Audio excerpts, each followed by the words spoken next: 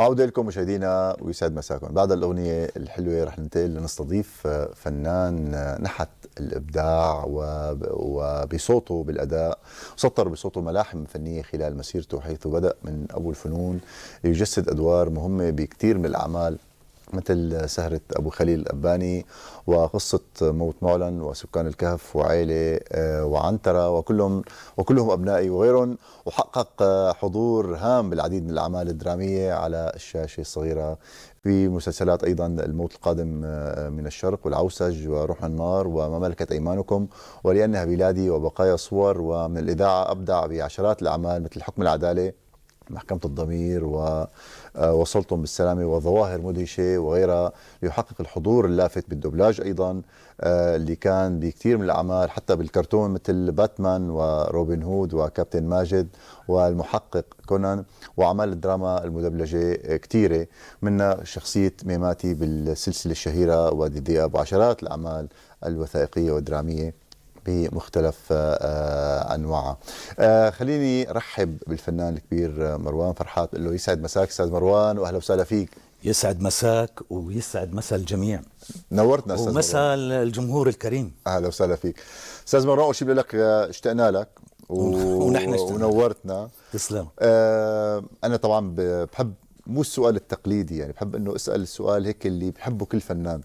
البدايات استاذ مروان اكيد بدايات كانت على المسرح الجميل اللي هو شغف كل فنان كل ممثل. خلينا نرجع شوي لورا هيك، احكي لنا عن البدايات من بدايات المسرح ما بعد التخرج.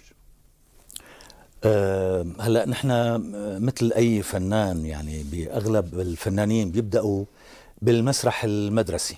نعم.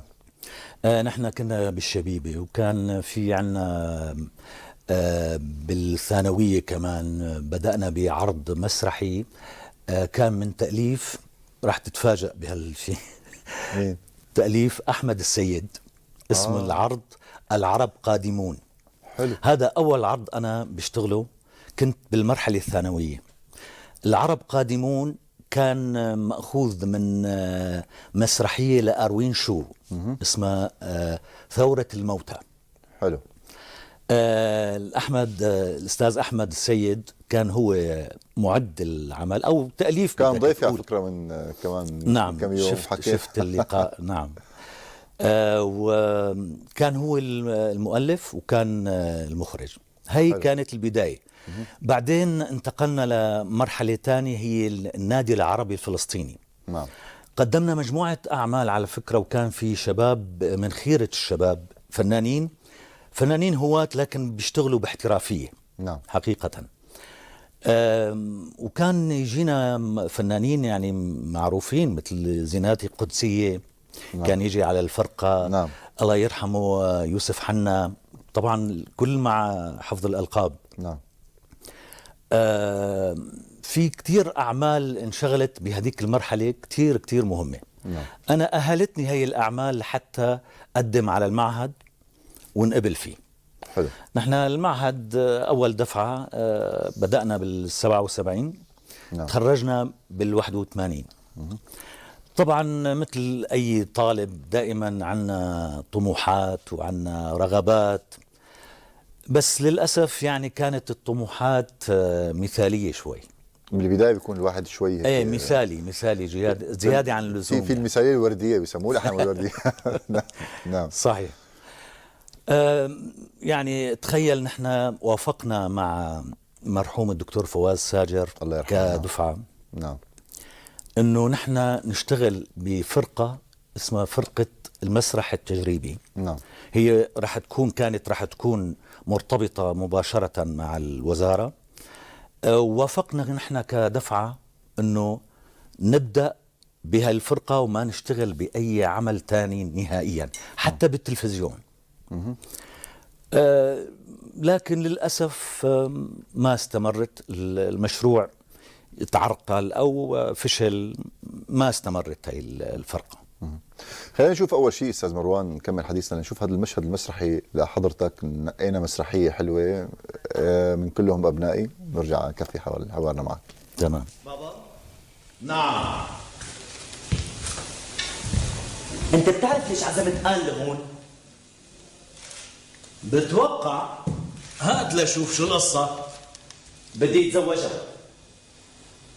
انت صرت كبير وبتعرف شغلك، بس هذا مو شغلي لحالي. ولا شغلي كمان. البنت محسوبة على أخوك. لا، مو محسوب على أخي، لأنه أخي ما عاد موجود.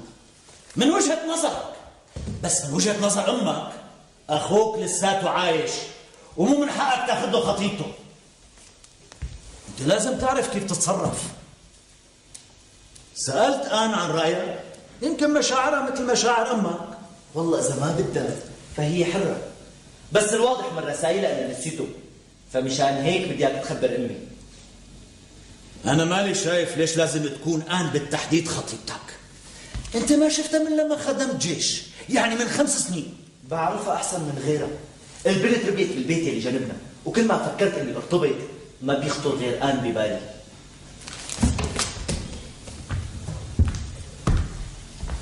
أنت إذا تزوجت هالبنت كأنك عم تعلن وفاة أخوك.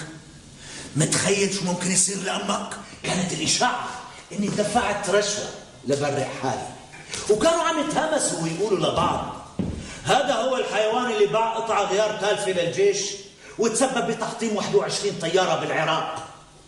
ما رديت على المسبات، وبعد 14 شهر رجعت معملي من أحسن المعامل، ورجعت رجال محترم وأغنى من قبل. الطريقة الوحيدة للانتصار هي الجرأة.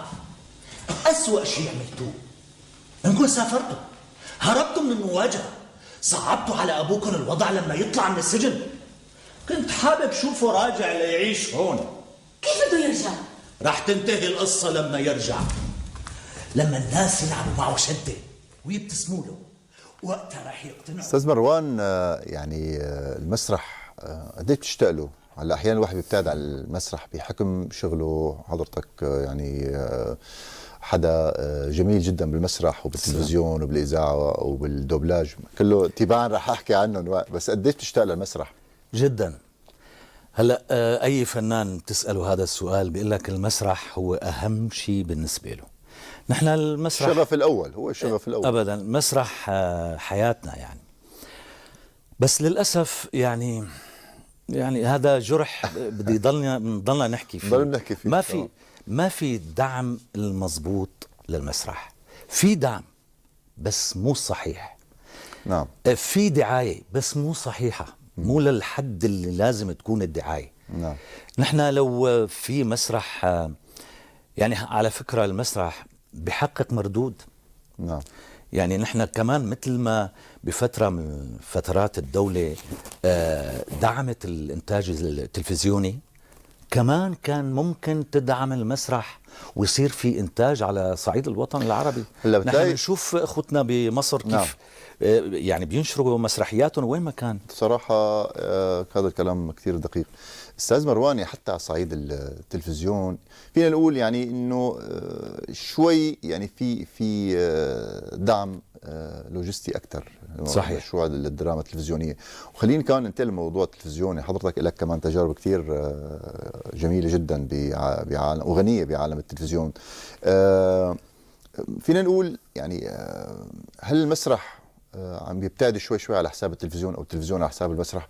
شو اهم الاعمال اللي اشتغلتها استاذ مروان، وشو الشيء اللي حسيت انه انا بلشت بطريقه صح على صعيد التلفزيون؟ شو الاعمال اللي هيك راسخه بذهنك؟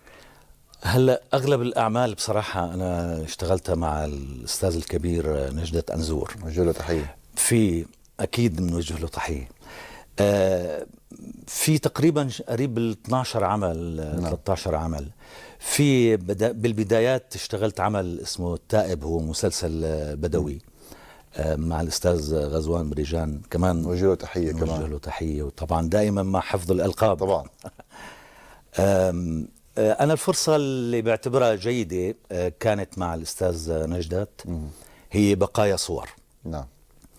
هذا العمل على فكرة ما أخذ حظه من العرض، يمكن كانت مناسبات بطولات كرة قدم أو شيء كان ينعرض بهذا الوقت.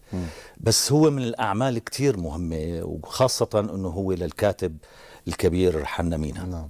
واللي كتب السيناريو كمان الأستاذ المرحوم غسان جباعي. بتذكر، خليني أسرد لك هالقصة، أنه هو في 3 مراحل بهذا المسلسل لازم تتصور. نعم. بتعرف انه هي الاعمال دائما بتنعمل رمضان. صح. دخل رمضان ولسه ما خلص الاستاذ نجدة الجزء الثالث او الجزء الثاني اللي لازم يدخل او بالمرحله الثالثه. نعم. استقدم الكاتب اللي هو الاستاذ غسان جباعي وقال له بدك تعمق لي هي المرحله. هي كانت مرحله مقتضبه شوي، وحتى بعض الشخصيات كان شوي معتم عليها. نعم. صار يعمل مشاهد كتير كتير مهمة، وعمق المشاهد وعمق الشخصيات، يعني عمق تماما، وعمق الأحداث حتى. والأستاذ الكبير حنامينة شهد شهادة كمان بالكاتب أنه أنا لو بدي أكتب هاي المرحلة كنت كتبتها بنفس الطريقة. جميل. خلينا نشوف بعض مشاهد بقايا صور أستاذ مروان مع بعض. كمان بدي أسألك سؤال، أنت فعلا رجعت من فرنسا لهون خصوصي مشان تتجوزني؟ شو هالحكي؟ ليش هيك عم تسألي؟ يعني مانك متجوز؟ فرضي اني متجوز وتركت كل شيء واجيت، ما معي حق؟ يعني متجوز؟ لا، ماني متجوز. واذا مو مصدقه اسألي لقمان. بلا مصدقة، بس يعني أكيد اجيت لهون تستقر وبس؟ قمر شو بك؟ ما حكينا بهذا الموضوع؟ قلت لك ماني متجوز وجاي استقر هون. مانك واثقة فيني؟ بلا واثقة، بس يعني يمكن ماني مصدقة إنك اجيت وبدنا نتجوز كمان. رح نتجوز ونستقر ويجينا أولاد. أنا كمان مثلك ماني مصدق. أنت بتعرف شي كولونيل فرنسي اسمه مونيه؟ لا، ليش؟ اجا هو ورئيس المخفر لعنا على الدار وسألوا عنك. عني أنا؟ ايه، عنك أنت مخصوص. ليش شو بده؟ ما بعرف، قال إنه هو صديقك وحابب يشوفك. صديقي؟ أكيد في سوء فهم. موني؟ سأل عني أنا؟ ايه، عنك أنت كمال المالك. بس غريبة، إذا كان صديقك مثل ما عم بيقول ليش جاب معه رئيس المخفر؟ بيكون ما بيعرف عربي أو ما بيعرف الدار. ليش ليجوا أصلا يسألوا عنك عنا بالدار؟ بعدين شو عرفوا إنك أنت اجيت لعنا ومعك شاب تاني؟ ما بعرف. على كل حال رح شوف شو الموضوع. لا تخافي، اطمني.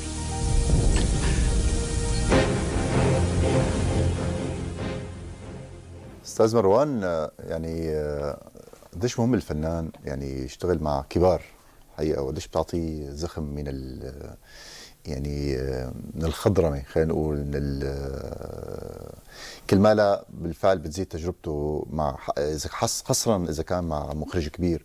قديش مهم للفنان إنه يشتغل مع عمالقة أو كبار؟ أكيد مهم. وأنا كتير يعني استفدت مع الأستاذ نجدت. يعني علاقته مع الفنان، علاقته مع الممثل كتير إيجابية. أنا بدي لك شغلة نعم. على فكرة، أول ما إجا الأستاذ نجدت على البلد عمل حركة يعني بالوسط الفني، وما بعرف إذا بتتذكر هاي المرحلة. غير كل المفاهيم، بس صار الأغلب يقول إيه صورة جميلة، صورة حلوة. لا، مو بس الصورة حلوة. أنا كممثل كنت تحت إدارته، وشوف شو كان المشهد على الورق وشو كان هو يعمل فيه المشهد. نعم. يتدخل بالدراما بأدق التفاصيل، ويعرف شو جوهر المشهد وين بده يروح. صح. يعني مثلا أنا بالعوسج أنا بروح بقابل عمران اللي هو الشخصية الرئيسية بالمسلسل. طبعا بيستعين فيه بالمشهد، بيكون هو بده ياخدني على منطقة أو على مغارة. بيقول لي الأستاذ نجدت لا، أنت لازم تاخده، أنت لازم تدله على هذا المكان. دليل شو؟ دليل أنه دراميا كتير بيضبطها الحقيقه مع وجود شهادت- الصورة المهمة. شهادتنا أكيد مجروحه بالاستاذ نجدت، يعني أكيد انا أكيد. لي تجارب معه، وكنت اخر شيء انا وحضرتك يمكن إلي الشرف والله. انا لي الشرف اكيد بمسلسل لأنها لأنها بلادي. بلادي.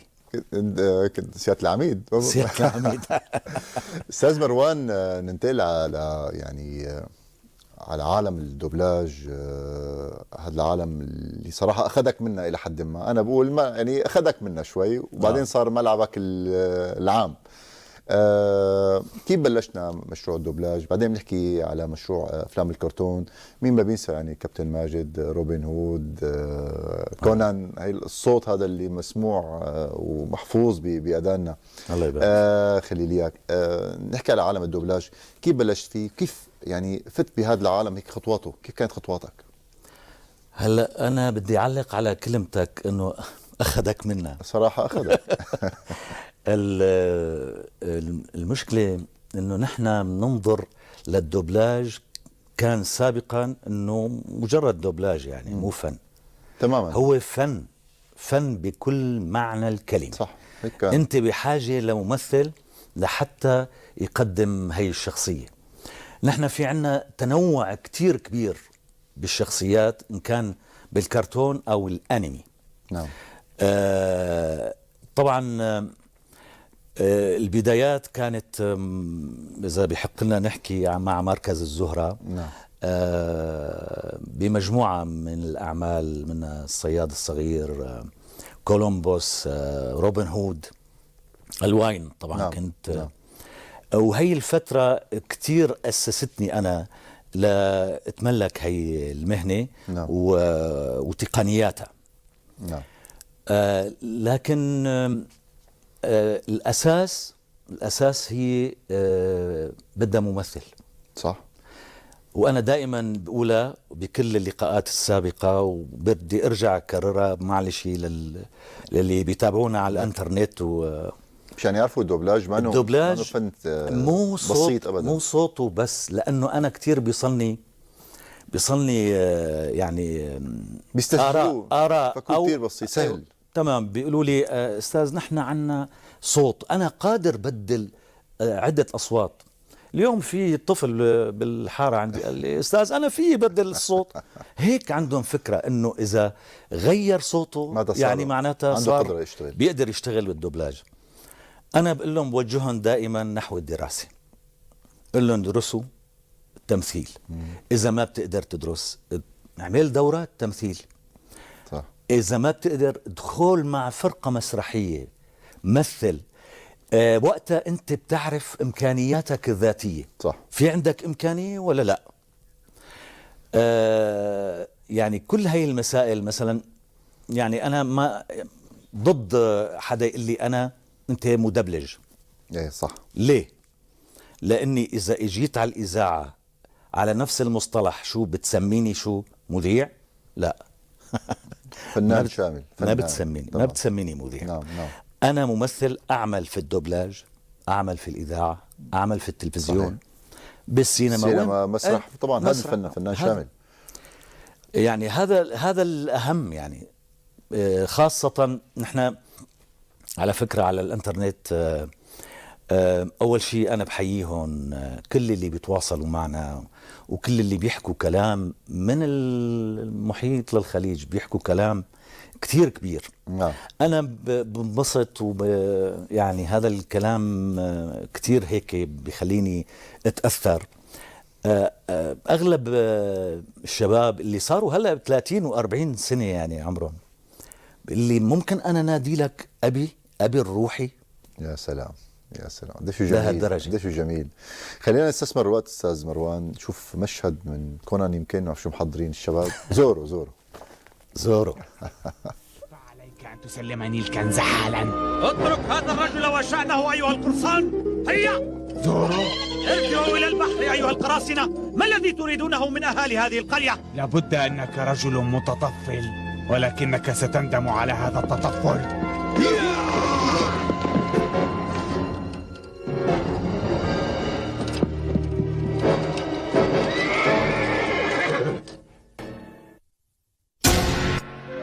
لكي تقف في وجه قراصنة مثلنا يجب أن يكون لديك قلب قرصان يا سيد، والآن اقضوا عليه حالا. هيا!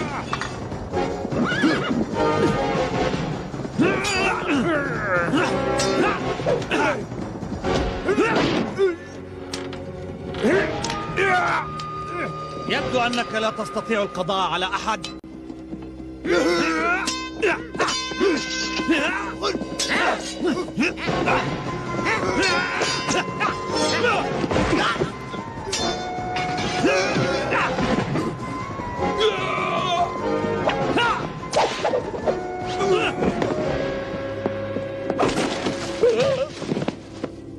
انهض واهرب، لا يمكن أن تكونوا قراصنة.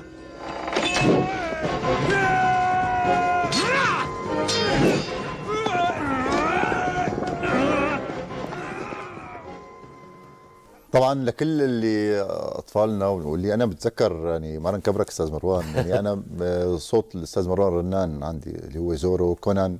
هاي الاستاذ مروان هو كونان توغوموري. توغوموري هي. صح. بس يعني من لما بيخدروا بصير.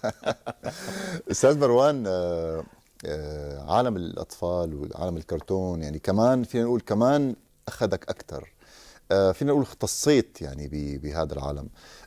هل هو يا ترى عن جد هو صار شغف خاص، او انه اكثر الاعمال المدبلجه الكرتونيه قربا لك، يعني قربا لشغلك كصوت؟ شو هلا انا بالبدايات لما كنت يعني عم بشتغل بعض الادوار يعني مو رئيسيه. نعم.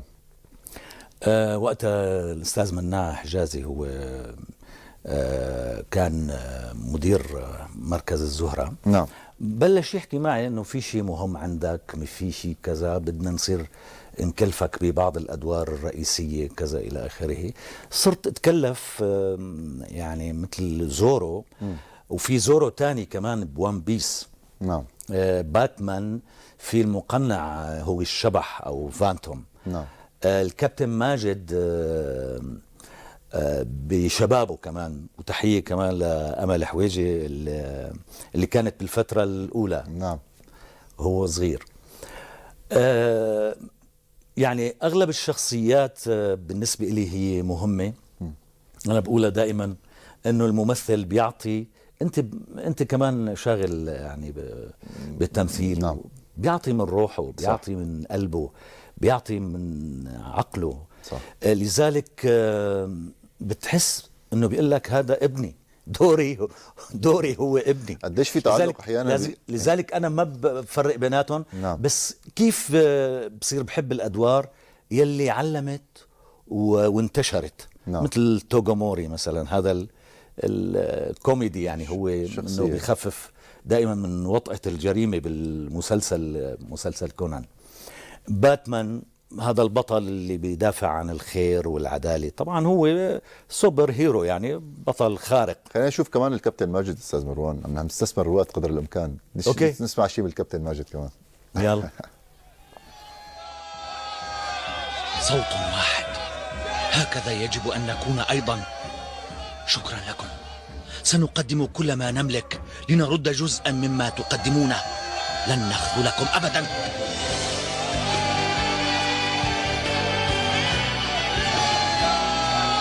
شبح، مباراة اليوم بداية جديدة. تذكر أنك تواجه الفريق البرازيلي، فلتكن بدايتك قوية. أصدقائي ريفوري، سانتانا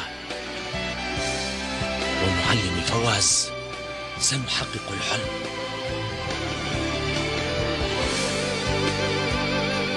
شبح، أقوم الآن بتدريب الفريق البرازيلي، ولكنني مع ذلك أراقبك طول الوقت.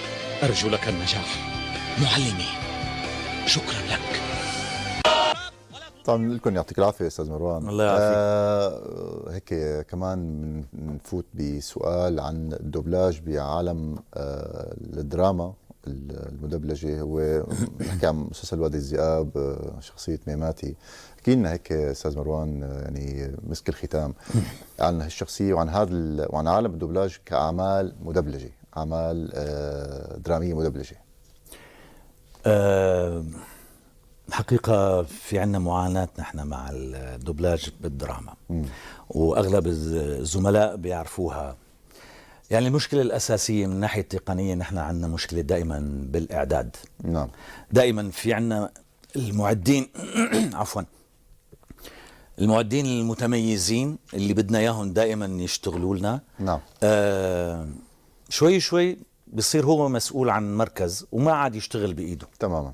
نعم. بصيروا بيجيبوا ناس مبتدئين يشتغلوا بالإعداد، وبيطلع الإعداد بمشكلة إعداد بقى كتير سيء. بيطلع الإعداد بيطلع من رقبة الممثل والمشرف ومن رقبة الشركة، لأنه بصير في وقت طويل بالتسجيل، وقت على حساب الكل. هذا للأسف مع احترامنا للكل، بس لازم يصير في مجهود إضافي. نعم. لحتى يكون الورق كويس، مثل ما بيقولوا إخوتنا المصريين، الورق لازم يكون كويس لحتى تطلع النتيجة كويسة. بتجمع صوتنا فن استاذ مروان، يعني ما بيتعالج هذا الموضوع، ما بيصير اطروحات انه يلتقى حل لمشاكل عده، ومنهم مثلا مشكله الاعداد. للاسف هذا موضوع متعلق بالشركه نفسها. شركه دائما المنتج هو المنتج هو هو القرار، هو الاساس. هلا المعاناه الثانيه نحن اللي بنعانيها هي موضوع الاجور. دائما للأسف بهالمرحلة الراهنة مع فرق الصرف، يعني نعم. عم بيصير أجورنا عم تتدنى. نعم. كل ما بيصير في مستوى الصرف كمان عالي، نحن أجورنا عم تتدنى. هذا كمان يعني هو بعهدة الشركات والتجمع والنقابة. نعم. وحتى لجنة صناعة السينما، كلهم عم بيحاولوا يلاقوا حل وسط يعني بين الجميع. ان شاء الله يعني بالفترات القادمه بالاجتماعات القادمه بيلتقى حل ممكن فينا نقول مبدئي لهي ان شاء الله. هو كل فتره يعني عم بيصير في تحسين شوي، بس بشكل بطيء يعني. نعم. بموضوع الاجر. نعم. هلا بالنسبه للاعمال الدراميه، نحكي على ميماتي مثلا. على ميماتي اللي هي كثير اخذت صدى الله كبير. يسلمك. هلا هو اول ما بلشت بهي الشخصيه اللي رشحني لهذا الدور الاستاذ لويس ابو عسلي. نعم. الله يذكره بالخير. والشركه اللي اشتغلت بالعمل الفردوس، هي اللي صاحبتها المدام لورا ابو اسعد. نعم. البدايه كان دور ميماتي ما له هالحضور المهم. شوي شوي احد الزملاء واللي بيقول لي هو بالجزء الثاني وبده يطلع بالثالث وكذا والى اخره، صرت ركز على الشخصيه اكثر، تعطيه يعني واهتم فيه اكثر. تمام. هو الشخصيه مكتوبه بشكل كتير حلو، والممثل التركي عاملها كمان بشكل كتير جميل. الشخصيه متنوعه، في عندها حالات متنوعه. يعني هو واحد قاسي جلف لكن حقاني. نعم. يعني بدافع عن الحق وعن الخير. مثلا هو بيشوف مجموعة عم بتتاجر بالممنوعات بيوقف ضدهم. كل هاي المسائل، حتى هو بعلاقته مع النساء واحد مختلف. الحالة اللي كان فيها بعد ما أخذوا اسكندر وخلاه يدمن على الممنوعات، كمان هي حالة يعني كمان على صعيد الممثل، يعني بيشتغلها الممثل كان التركي. صح. ولا حتى اللي دبلجه الممثل يعني السوري عنده قدرة السوري كمان يعطي أقوى. خلينا نشوف مشهد أستاذ مروان من ميماتي ونرجع لك.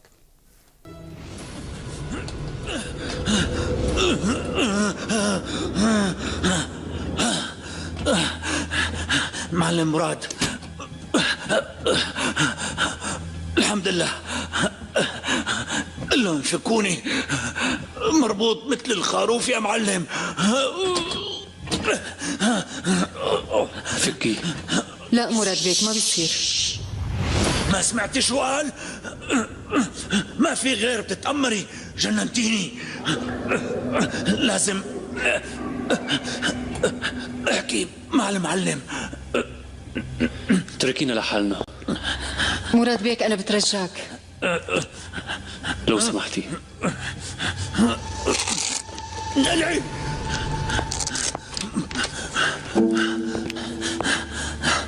معلم معلم معلم، بدي اطلع.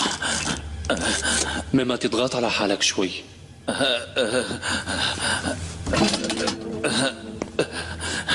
بعرف ماني مطول، بس ما عاد فيني، ما عم يفهم. استاذ مروان، يعني كل مشهد له بصمه بصوتك، خلص محفور عنا كلياتنا. تسلم. نورتنا اليوم استاذ مروان، عن جد مروان فرحات. بتمنى لك، انت فنان كبير، شهادتنا مجروحه حضرتك. تسلم. فنان شامل جميل. تسلم. انا معرفتي جميله بانه سبق واشتغلنا مع بعض كثير. تشرفني اليوم بحضورك، وانا بالاكثر، وشكرا لك وللاستاذ المخرج والمعد وكل الشباب اللي ورا الكاميرات كمان. الله يعطيكم العافيه جميع. الله يعافيك، نورتنا، وان شاء الله بنشوف اعمال قريبه لك كمان. ان شاء الله. اهلا وسهلا فيك. تسلم.